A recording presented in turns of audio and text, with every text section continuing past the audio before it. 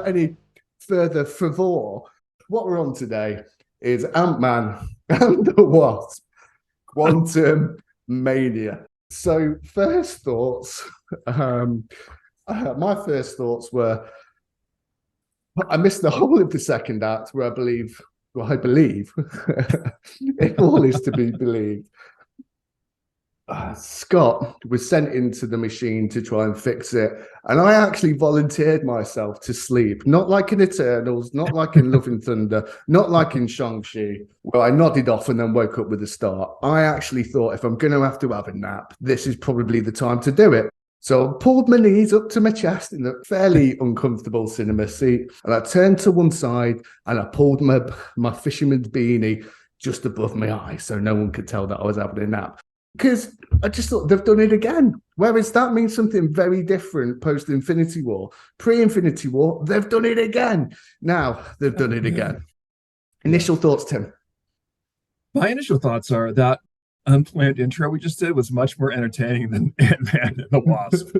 And I likewise, I took my kid to it because she wanted to, so my daughter's 6 and I took her to see it. It's probably, and she said it was a little too intense, but she wanted to see a movie in 3D. So I was like, well, I got to see this. And you want to see a 3D movie, so let's just go. So I also nodded off at times. I hope we didn't fucking sleep through the same parts. We don't know what happened.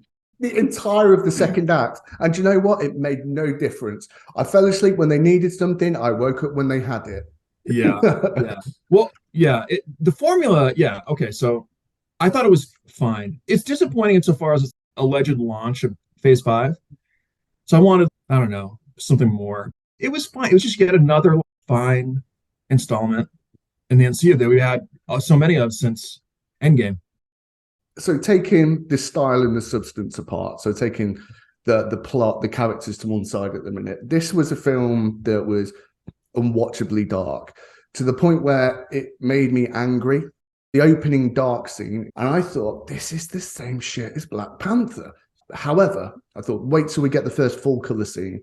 And it came up, and it was like looking at a rainy day from the passenger seat of an old car. Yeah. Visually, apart from that, for something that's supposed to be a dimension in its entirety, it all felt very boxed. You never felt that there was anything over the hill. You never felt the depth of the soundstage. And that's one thing that Guardians of the Galaxy, the first one, did. When you had, was it the Benatar at that point, or was it whatever the first iteration of the Guardian ship is? It felt like it was vast and it was deep. The stars in the background felt they were light years away. It felt like you could touch everything if you stretched hard enough. So that was entirely disappointing. And for all the weirdness, it didn't lean into it. It was everything was still anthropomorphic.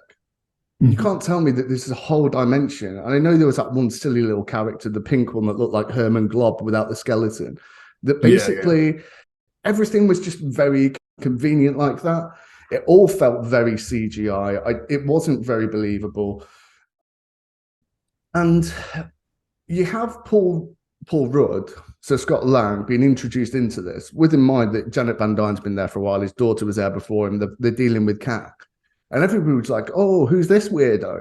Well, you've encountered weirdos like this before, and also every third creature in this dimension is anthropomorphic. So why would it be any shock to them? Just silly. And add to that, one of my critiques of it is not even so much the way that the backgrounds looked, although I think it looks like a screensaver. It's more that it's not even believable to the audience. I don't even think the characters or the actors believe it either. They're so nonplussed by everything. Everything's like, oh, well, look at that weirdo, dum-de-dum, on we go. If I were in that situation, I'd be like, what in the fuck? I'd be having a panic attack. Or what in the fuck is going on here? And they're just like, well, got a mission. Got to get back to whatever. Not crazy at all. When you look at Phase 1, you bought into it being a world not too unlike our own, with one critical thing that changed. And I know that's easier said than done when you only have 4 characters to deal with. However, there's always been the critique that it's expanded too quickly. Every street corner now has a superhero on it. It's a thing where, if this doesn't happen, then we don't have a film, or if common sense prevails, we don't have a film. So there always has to be that little bit of suspension of disbelief. However, when Iron Man was building it with a box of scraps in a cave, you believed it. Yeah. You believed the hero's journey in Iron Man 1. Iron Man 2, there was a new challenge whereby he was having to deal with the ramifications of him being Iron Man. And I still think, I mean, if you put Iron Man 2 in this phase, it would be, in the last one or two, it'd probably be the outstanding film for me, because it would have just played to its roots of what the MCU was set up to do. But yeah, it just feels like there's a whole crop of films whereby it's founded in disbelief as opposed to any individual thing needed to being suspended, whereby all the other rules have to stay the same, but this is the one thing I need you to believe in that's the crux of the film. And that works through across genres, whether it's horror, there's a boogeyman, whether it's sci-fi film, there's this one expansion of a scientific unproven theory or high-level concept. But this is just entirely disbelievable.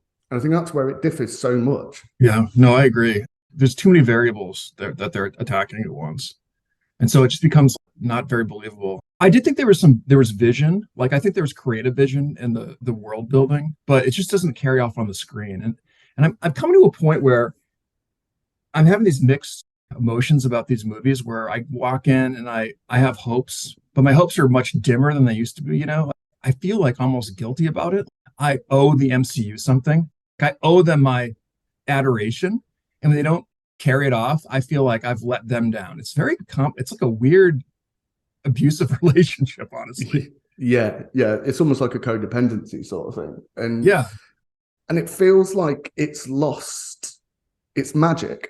I mean, John Campion said that earlier in the week, and he's sort of re-quoted himself at every given opportunity. But it's a valid and it's the most accurate way of I've heard it being described, explained, that before it was absolutely on fire, every single one. When you look at probably from Winter Soldier to Civil War, maybe even onwards, it was sure thing fire. And everyone's going to have a film in this period post Endgame they like. The only thing is, it's not indisputable anymore. It's not that some of them aren't loved by some people, because there always will be. However, it's not indisputable anymore. It's all up for debate. And I really wanted to like this one too. Like, I really wanted to love this one. Like, I love Ant-Man. I love the first two. A little bit under the radar as far as like the MCU tentpole movies are concerned. Like, he's a smaller character. These were released in like these weird interstitial periods. Ant-Man 2 came up between Infinity War and Endgame, right? So it was in that little period. It did, yeah. And I always thought there was like sort of like a rah attitude towards this. It's like the little engine that could, the Ant-Man movie, which is so funny to talk about a $200 million movie budget or whatever. But I really wanted to like this because I do think like Paul Rudd can carry a movie like this. He's done it before. He was a great addition to Infinity War, or excuse me, Endgame. I was rooting for this one, and I just felt like, come on. I mean, and this comes into the characters. It's something that I was incredibly frustrated with. That in the first Ant-Man, he's a smart guy. He's an engineer and was a whistleblower for a huge business that was cheating its customers and not giving them refunds or whatever it was. And he's somebody that manages to do a very precise and astute home invasion, thinking on his feet, works around the security system. But then he was turned into a little bit of the comic relief to everything. And while like a fool. Yeah, a fool. You can have somebody that's funny, maybe a little bit nervous, maybe a little bit socially awkward, but you can still maintain how smart they are. It felt like the funny moments and the serious moments were competing, and I don't think either of them won. Yeah, that's a good observation. I hadn't really noticed that. That's interesting. I see it now that you mention it. Yeah, I think that's something that typically the MCU did well. You know, that tragedy, levity balance that they've been really, really successful with. And I think this just completely misunderstood what the MCU does. And I want to bring into that Jeff Loveness as a writer, because he's been heavily criticized, and also the guy that wrote Multiverse of Madness is going to. They're the two guys that are writing the two big Avengers films at the end of it, Kang War and Secret Wars, or Kang Dynasty, whatever it is. But this to me isn't a Jeff Loveness problem. He wrote the best episodes of Rick and Morty for the past 2 seasons, without question for me. His were the outstanding episodes. One very lazy critique of what Jeff Loveness did was, oh, you can just see how he's tried to make this Rick and Morty. No. This is Jeff Loveness, and this is what Rick and Morty saw to bring him in. The coincidental part is Jeff Loveness. His comic, the Nova run he did is absolutely small run he did, like a little fill-in, 6 to 12 issues, however long it was. Absolutely outstanding. He did a comic called Judas, whereby it had Judas after, he felt very guilty for taking the pieces of silver, and he hung himself, didn't he? And it was the journey to that, asking God with a capital G, how can you do this to me? What is my purpose to this? How can this be a purpose? Like, what is it you meant for me? What it ended up being was when he goes to hell, that he has, if anybody wants to read it, it's absolutely fantastic. And in actual fact, I think you can vis-a-vis Judas's journey into hell very much like Scott Lang's journey into the quantum realm. Like they're not beat for beat, but there is very powerful symmetry between the two titles. He is a brilliant writer. He's shown that on the page, on the small screen. I cannot accept that this is a Jeff Loveness problem. I think he probably had a script, and then he had to fit in the Marvel beats. And while the humor was ill-judged, he's not a comedic writer. He has a observational wit about him, but I think it was probably, I'm not saying interference, but I think the mandated balance between what he was naturally writing to fit in with this. If all these calls to replace him are accurate, then it's not Jeff Loveness that's going to be appointing the next guy. It's the guys that appointed Jeff Loveness. So who's to say you're going to be better off anywhere else? Also, they've made their mistake. Let's not provide opportunity for a second mistake. You can fine tune what you have. Let's not get another piece of rock to chisel. Yeah. And also people have to realize Christopher Yost, again, started off with Marvel Animation. He did Earth's Mightiest Heroes. He did Wolverine and the X-Men, X-Men Evolution. Hi, it's post-production, Matt. Just a very small pointer that Christopher Yost actually, in his X-Men Evolution run in the animated series, he created X-23, Laura Kinney, who has also obviously gone on to be a prominent character in the comics and also in film. All right, toodaloo. He was in control of Marvel Animation when it was at its absolute peak. Like, both of those X-Men series are better than the 90s ones. Really, really good long form, wit, dramatic, this sense of irony that comes with that. And not sarcasm. Sarcasm is one thing, irony is another. Don't get them confused. It annoys me. Yeah. And also, phlegmatic and pragmatic, different words. Look them up. And also, use and utilize are not synonyms. Figure it out. You fuckers.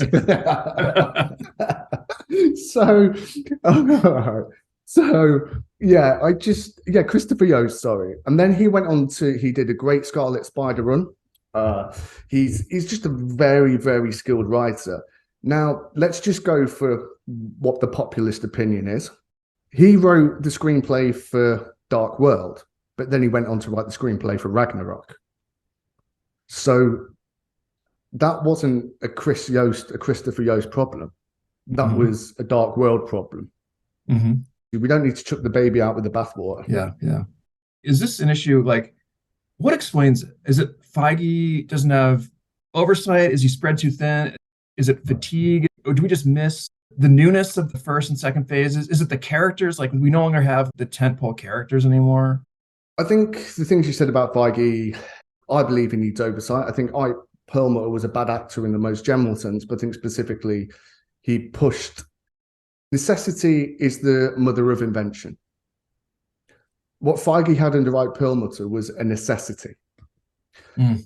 Also, I think now when we're looking back at phase 2, Russo's, James Gunn are always the examples used of pulling indie directors out of nowhere.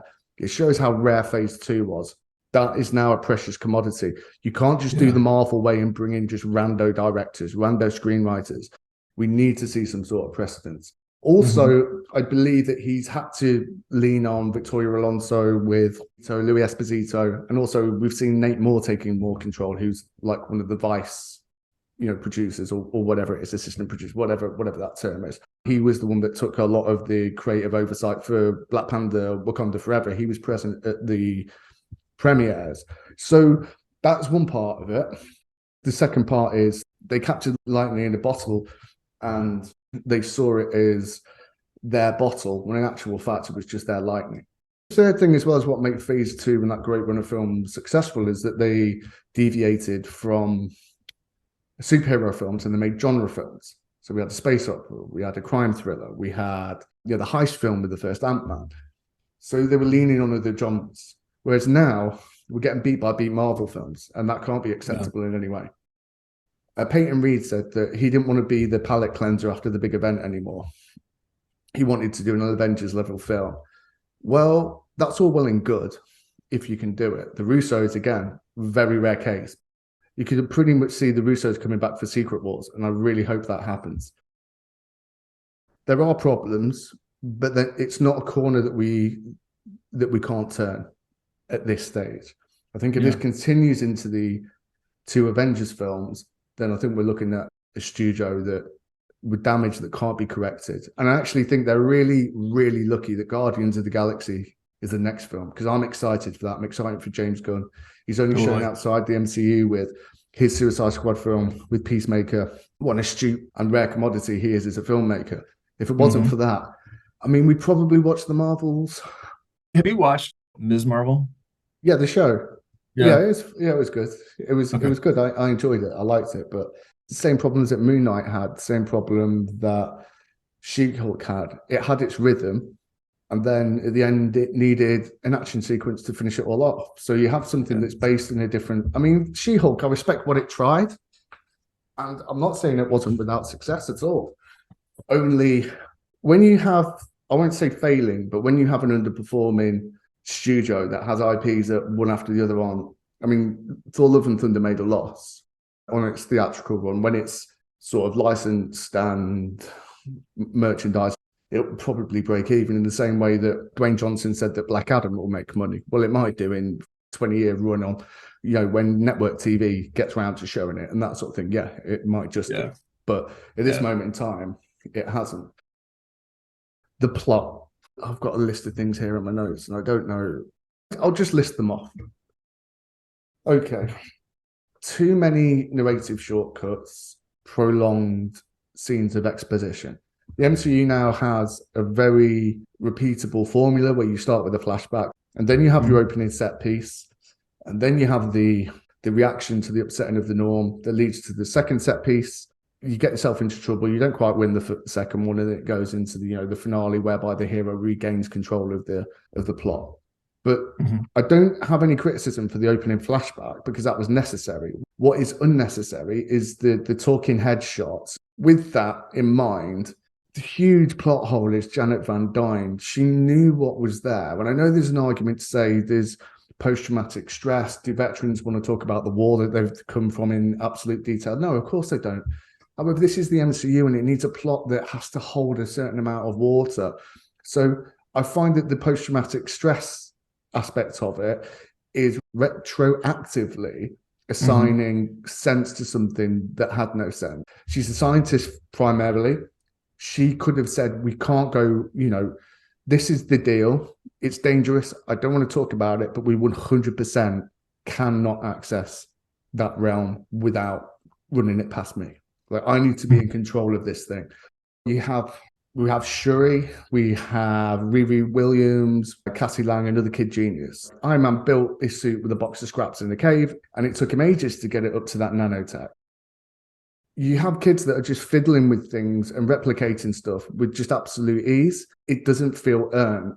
Cassie Lang now being played by Catherine Newton, but absolutely disgusting the way that they jettisoned Emma Thurman. Yeah, maybe the remit was you get a 5-minute scene in one of the biggest films of all time, take it or leave it, baby. But no actor should find that they've been replaced the same way that the viewing audience does in an Instagram post. Scandalous. Yeah. And she did a really, really good job. You felt that there was a relationship between her and Scott Lang, her dad. There was more emotion you could feel as a viewing audience in the 5 minutes that she had in Endgame than what Catherine Newton. Mm-hmm.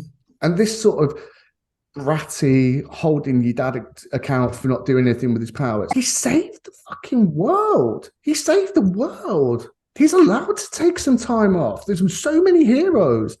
And this kind of bratty, oh, what are you doing now? I got arrested I got arrested for protesting. What are you protesting, Dad? You can't get on my back for, you can't, I'm turning to Cartman. Listen to my authority.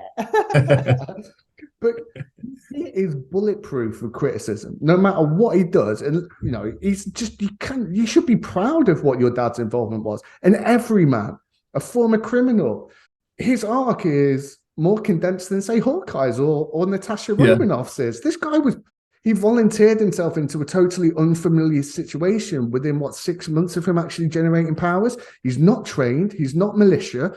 He's not a part of any intelligence. He's just a smart guy. Like, get off his back. And maybe the Emma Thurman character, with the way that she emoted in that scene, to transform her into a little bitch, basically.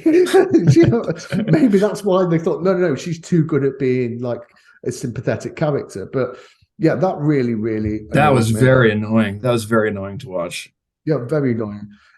And there was far, far too much focus on her. This film, Ant-Man and the Wasp, why and the Wasp? Tell me where the Wasp was. This was just Ant-Man 3 and supporting characters. And with that, there were too many of them. If they'd have separated them, if there was like a race against time of Cassie trying to fix her thing on the other side with maybe Janet, because it would have been more of an odd couple thing, you know, one holding her to account for what she was doing. It starts off like with disagreement, but then that sort of arc is a race against time to save her dad. And her dad is then with Wasp. Wasp gets more screen time. Michael Douglas, who was pretty darn good in this, to be fair, the bits that he did, the cynic, he plays that very well. And then bring how they disbanded the rest of the supporting cast. That was one of the strongest things about the first two Ant-Man films. Yeah. Bring Luis in totally. there. Luis is the first person that drops. He gets taken away. And then every so often, with this serious thing, this is how the MCU used to work.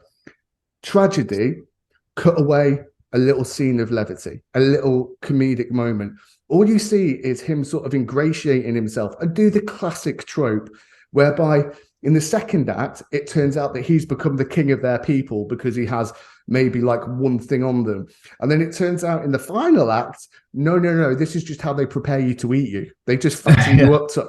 And then Ant-Man sort of bursts through when he's big and sort of accidentally kicks him off the spit, if you know what I mean. Like, use a Luis or someone like that. And T.I. was fantastic in the other films. Even if it was T.I., I would love that. But we had 5 Ant characters and none of them fulfilled a purpose greater than the others. I really missed Luis in this one. He's one of the things he's like paradigmatic MCU supporting character that made those great movies work. Where's he? You can't write him into this. Like, he's so great. He's like, if we need some comedic, some levity, that's the guy. Like, that's the guy. So he could be doing an interview on TV about how he's one of the characters in his book and doing it in the Louis style of a recap to where his boy Scotty is now. Yeah. Even if it was that, it's just so... Because the outcry for him to do an Endgame recap or like an Infinity War recap, like a recap at the beginning. It's such a missed opportunity. It's like they don't understand what they have. Yeah. They don't understand what we love. Like, everyone loves Luis. To not see Luis in an Ant-Man film is like, it's like a slap in the face, honestly. Replace the Cassie role, basically. While we're on to this, and I know you loved when I talked about the Eternals and the science behind it. Yes. Here's the thing that annoyed me the first time. They shrink until they get to a position whereby they're in this minuscule world, right? So that is not even subatomic. It's like subatomic. And they're treating it like they're beaming to a different place. If that's subatomic, how many atoms are in a person? How many atoms are in a grain of salt?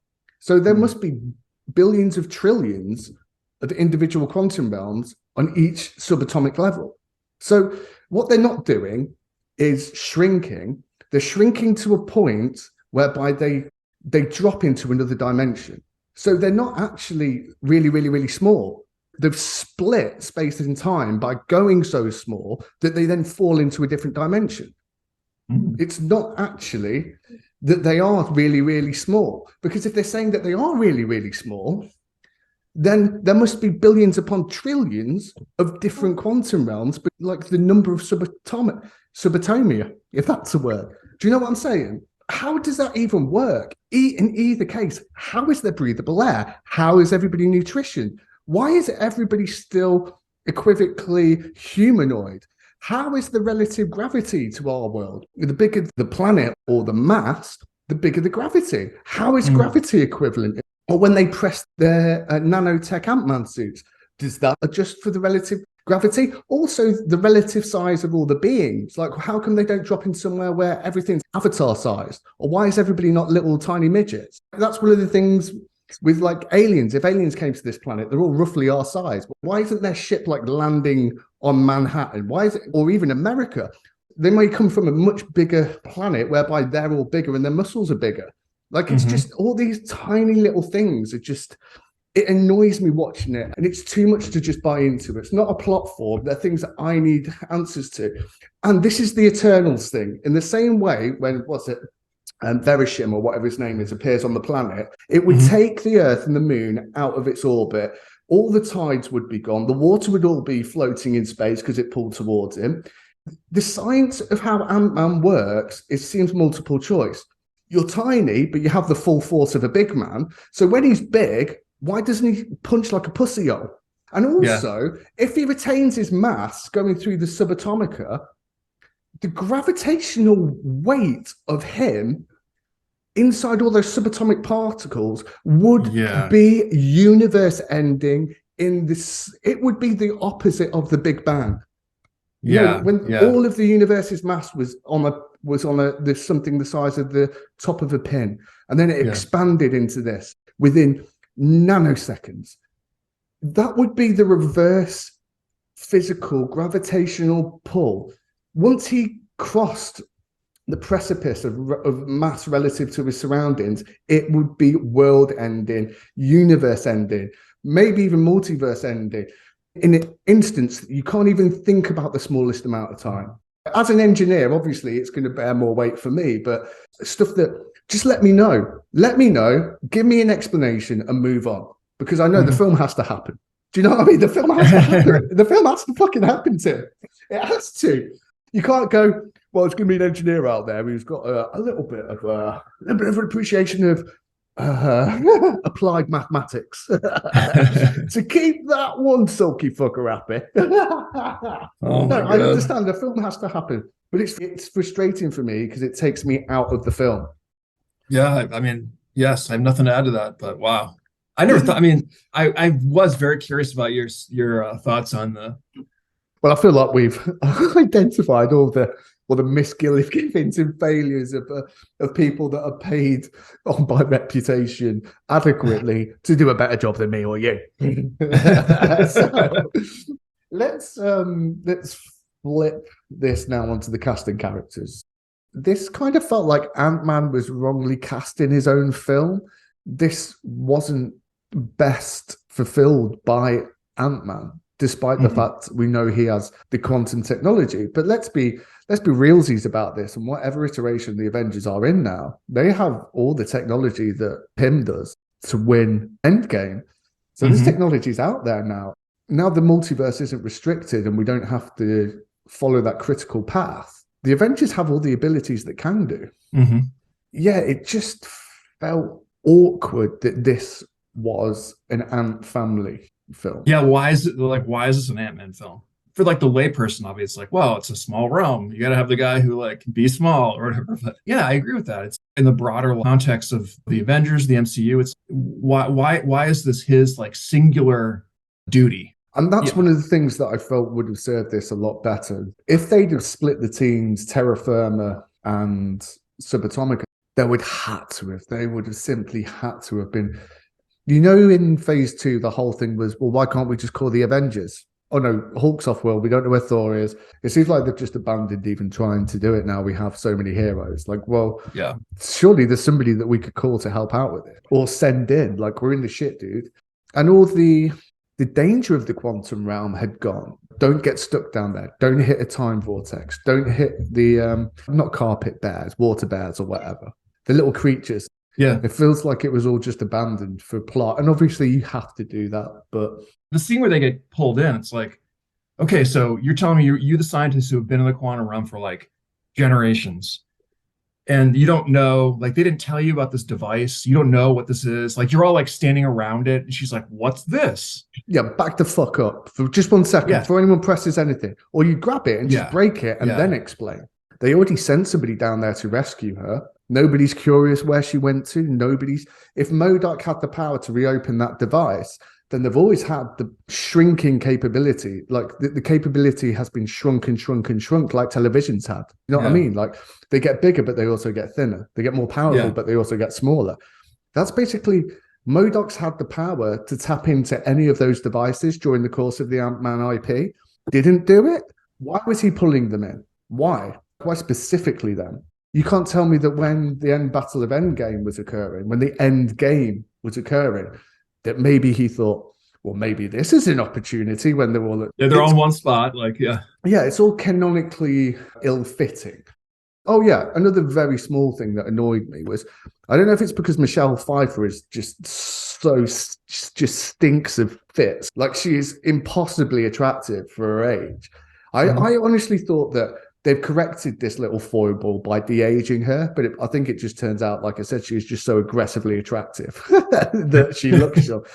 How come she aged linearly, but Scott Lang didn't, which gave him the idea for time travel in Endgame? We just need some rules. We just need some rules that I can work with. And I know, again, the film doesn't happen or whatnot. We just have to roll with it. But during almost the whole execution of this, it posed more questions than it gave me answers. Can you think of examples where a question like that had to be answered and was answered in a way that's narratively satisfying? Like, I'm wondering how they would do it without like aggressive exposition. But the whole film is aggressive exposition. If they'd have just said, we were on the precipice of a time vortex, I had to stay outside the city so Kang wouldn't fire me. Even in a scene where we have access to Janet in that position, we have to go. The Pimtech's acting up. We're on the verge of being sucked into a time vortex. We have to go. Something like that. I'm not the writer. Yeah, clearly. Yeah. There was ideas butting heads, jutting heads. It's like rubbing your two fists together. The hardness of the knuckles and the softness of the skin. And it's not very often that it feels like the softness of the skin on both hands is touching each other, despite the fact it makes up the most proportion of a fist to the biggest. I don't want to go into MODOK. Look ridiculous. See what they were trying to do. It is what it is. The close-ups on the face, I was like, is this serious? What is going on here? It was very weird. Bizarre. But there was a number of characters in this, and I'll include Cassie Lang, Bill Murray's character, whoever that was, MODOK, that just simply did not need to be in this film. We didn't need 5 Ant characters. It would have been better if half the film was Scott and Hank showing that their relationship is stronger now compared to the other film, and them being each other's crutch while they find themselves to the nearest citadel. And then you have almost like a survival in a dune landscape, something like that. And you have like the sandworms and all that kind of crap, and you make it big and epic. That is something that they could have done. Then you have the silliness with Louise that cuts in with the seriousness. You have a comedic character in a comedic situation. That trope's played out with Hank and Scott. So that would have been a really good way to embed their relationship into it. And also on terra firma, Janet and Cassie could have been at ends with each other at the beginning because of how stupid it was to do that unsupervised. That then by the end of it, they have a bond as well. And she's like, oh, I see a lot of you in me when I was separated from Hank. And there could have been that contradiction between a new couple getting to know each other that are a little bit at odds because of the events that preceded it, and then you had a solidified relationship whereby they're helping each other on, and they have the mutual respect. I didn't feel like there was any strong themes going through this. The whole thing at the beginning, earn that look in your daughter's eye, when that look that your daughter already has. It was made prominent. However, they did the whole acting out silly teenager thing, but it never really played out. He sacrifices the multiverse for his daughter, but so on the nose, predictable. One of the things that this movie, having been through it, talking it through with you, like one of the things that this movie lacks that some of the best ones have, and even some of the like Ant-Man had, the Luis character. One of the things that the best ones have is this: they drop in a character that has no powers and is not central to the plot of the movie. So their destiny does not, the movie's result does not depend on anything that they do. Examples of this: Luis, Darcy, another good example of this, is their avatars for the audience. And they're very good at observing like how crazy things are. Darcy, like with the hammer, she's just like all on that, how bizarre it is. They're very useful in pointing out scale and scope and how strange things are. This movie especially could have used that, because they're in an entire different world building situation. Yeah, Jimmy Woo's another one. And maybe it is fatigue, maybe it's lethargy, maybe it's the expectation now isn't there, so it's almost fulfilling the negative expectation, despite the fact we earnestly do want them to be well. That as soon as the first thing in the film's gone, you go, oh fucking hell, here we go again, fucking Ant-Man. But I've said it before and I'll say it again, all the succeeding films have done is just made me appreciate Eternals one hell of a lot more. Yeah, dude. So Kang, he's supposed to be, well, he is the residing negative force throughout 3 phases of MCU films. And he's twice been extinguished quite easy. It was kind of clever that his suit was the thing that was powered and restricted. So he was using mostly kicks to start with in the battle, which I thought was a clever detail.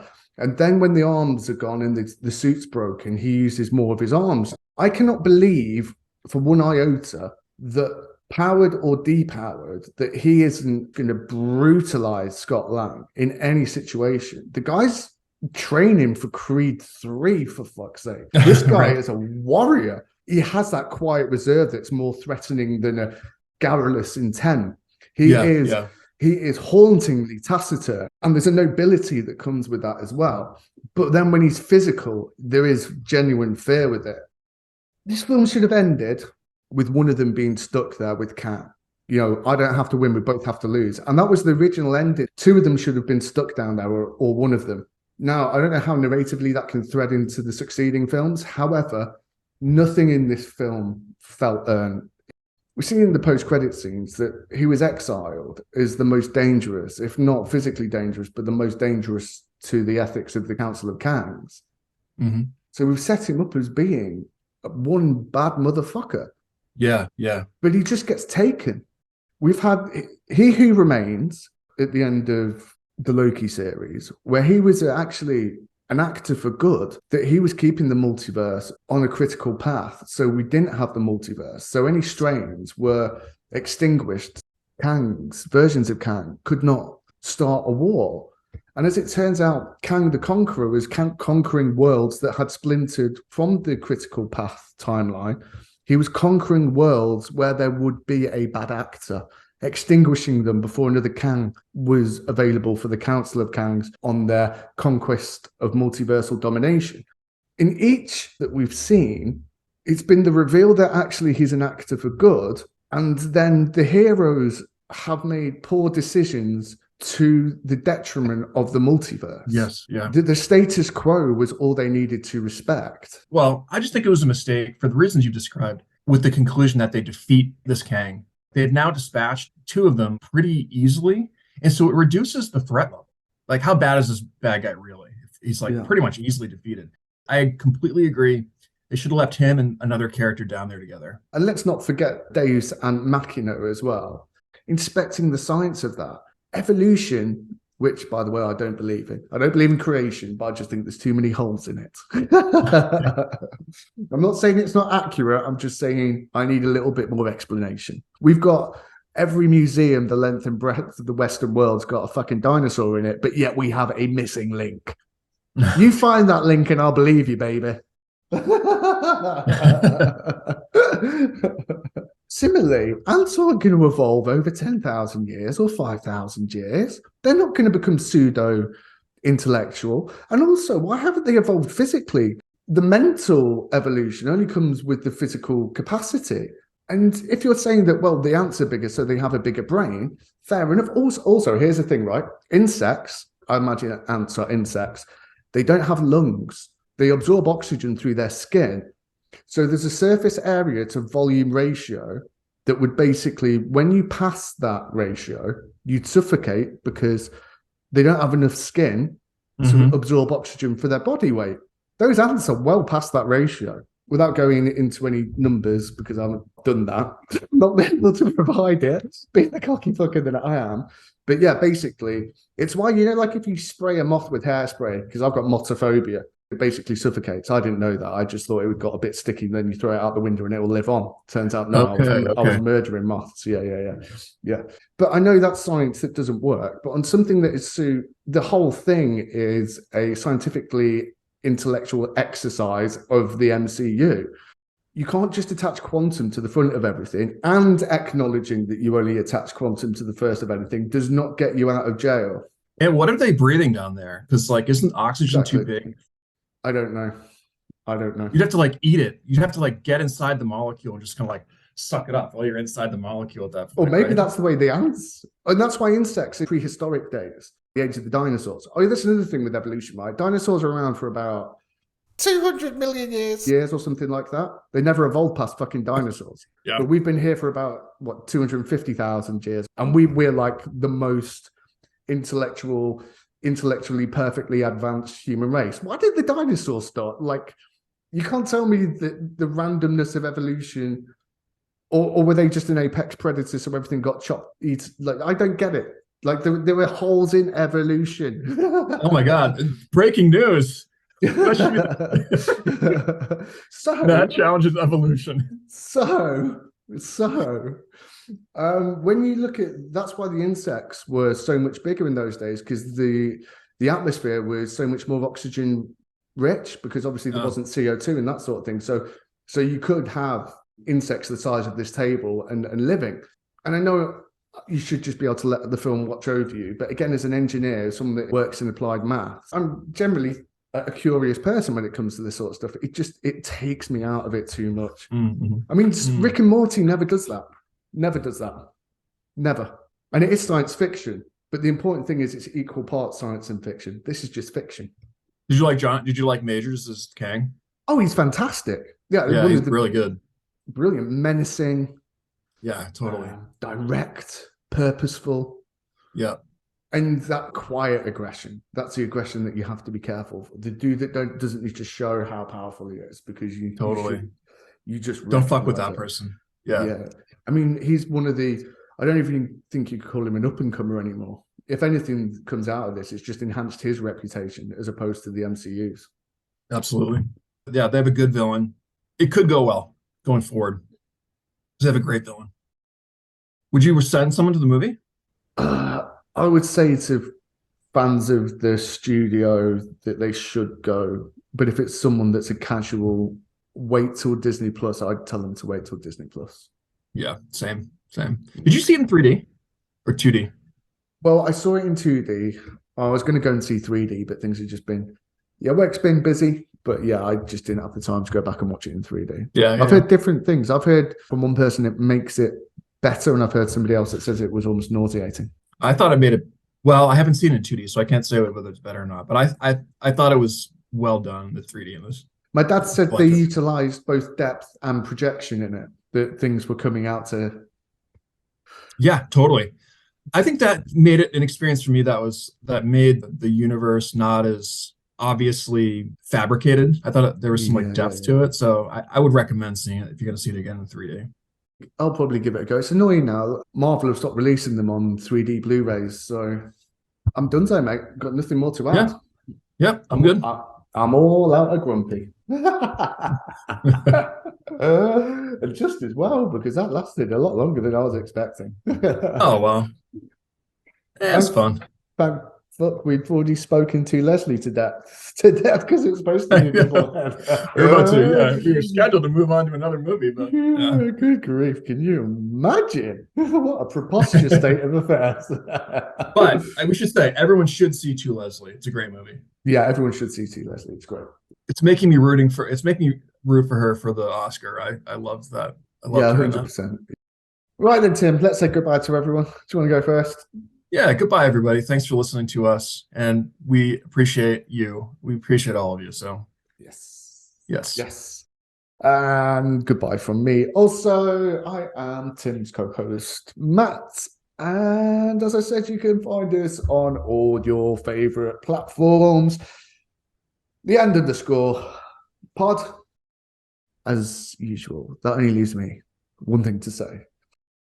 We have been, and this is, the end.